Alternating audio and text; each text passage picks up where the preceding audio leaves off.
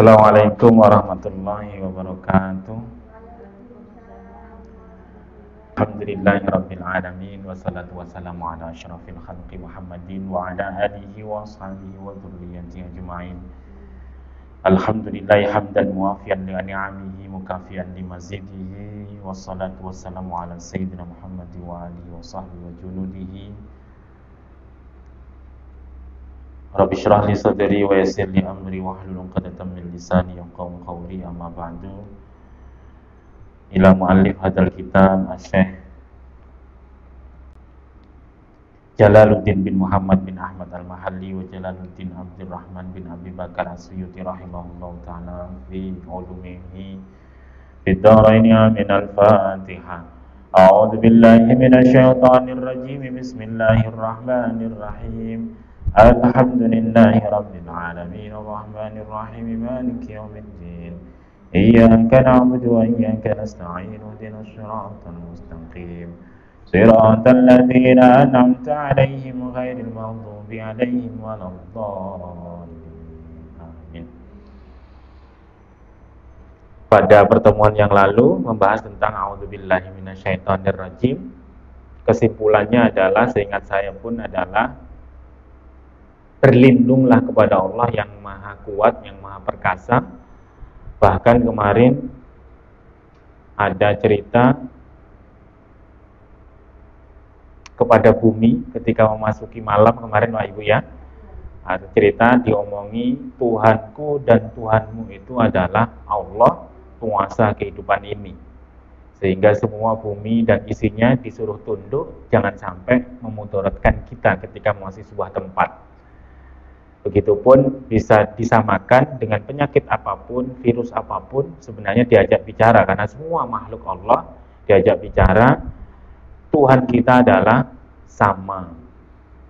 Kalau Allah tidak menghendaki terjadi mudarat kepada kita, pun virus itu tidak akan pernah mampu mendekati kita. Yang sering a'udzubillahi minasyaitonir rajim, diajak bicara makhluk itu. Dari situ ada yang ditanyakan? Enggak ada. Iya, enggak ada lah. Ya sudah, enggak ada.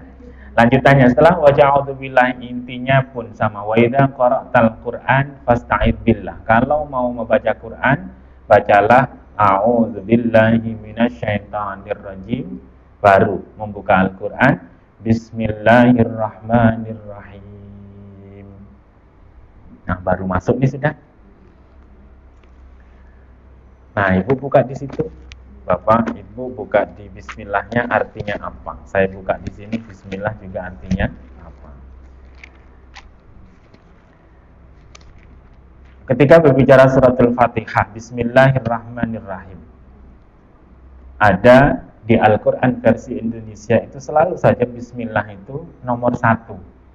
Berarti ketika ditanya Al-Fatihah nomor 1 ayatnya adalah bismillahirrahmanirrahim. Sehingga sangat lumrah di tradisi Islam, di tradisi sholatnya orang Indonesia, selalu membaca bismillahirrahmanirrahim. Kok imam tidak membaca bismillah, dianggap tidak membaca Al-Fatihah tradisinya. Padahal ada pendapat bismillah itu bukan bagian daripada Al-Fatihah. Kalau bismillah bukan bagian Al-Fatihah, maka yang pertama adalah alhamdulillahirabbil alamin, yang ketujuh adalah ghairil maghdubi alaihim waladdallin. Amin. Intinya ayat atau surah Al-Fatihah jumlahnya tetap 7.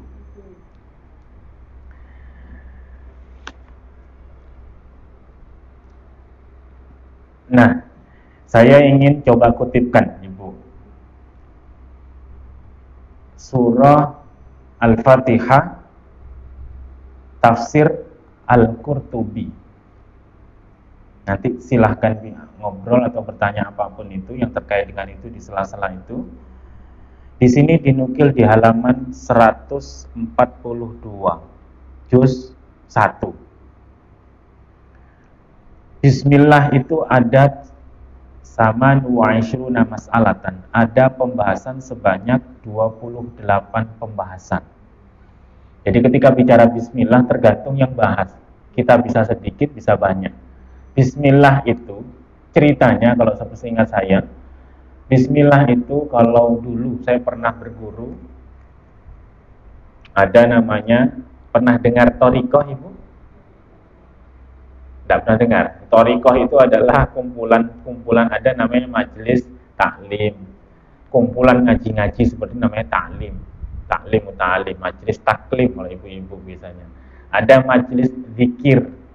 Nah, majelis zikir itu tempatnya orang zikir, dan ketika zikir ada namanya guru zikir. Guru zikir itu namanya mursyid. Pak Mursyid ya, mursyid. Pak Mursyid punya santri namanya murid, atau dikenal dengan guru murid kalau sekarang. Padahal guru harusnya murid, temannya mursyid. Ini tidak, guru murid. Murid itu adalah artinya orang yang menghendaki menuju Tuhan. Yang mengajarkan orang tadi menuju Tuhan namanya mursyid, penunjuk, arsyada, mursyid. Nah, seorang mursyid itu adalah mengerti bagaimana santrinya untuk sampai kepada Tuhan. Sehingga guru itu, kenapa guru itu ngerti, ibarat dokter. Ini nalarnya saja. Kita kalau sakit pergi kemana? Kayak bapak tadi, perginya kemana? Ke dokter. Dokter nulis ramuan, kasih ke apoteker, buatin ini.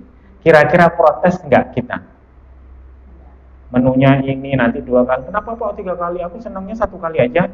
Kan nanti bangkrut uangnya kalau 2 kali 3 kali.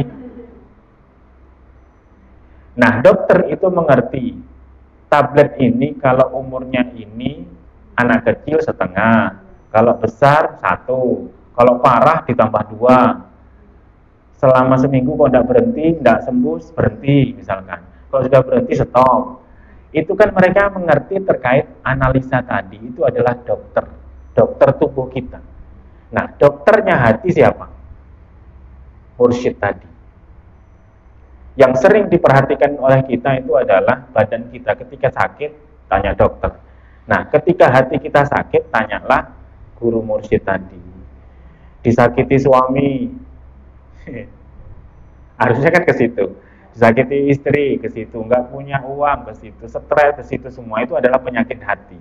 Atau ketika kita mendengar panggilan-panggilan baik dan kita tidak tersentuh, berarti sakit hati kita sebenarnya. Padahal hati ini ketika sakit, itulah nanti akan ditanya atau dimintai tanggung jawab semuanya. Kalau pas COVID seperti ini, coba. Semuanya kalau sudah tetangganya udah mulai kena, sudah mulai tutup semuanya kan? Itu adalah menjaga jiwa kita, badan kita itu sedemikian rupa hebatnya. Padahal ada sisi lain yang harus dijaga. Yang hati tadi, misalnya kasih masker apakah tadi toh? Dikasih masker, dikasih tameng, dikasih vaksin.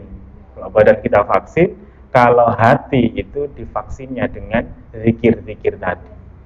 Masuk ya? Yang ngerti dosisnya itu siapa? Apakah kita sendiri?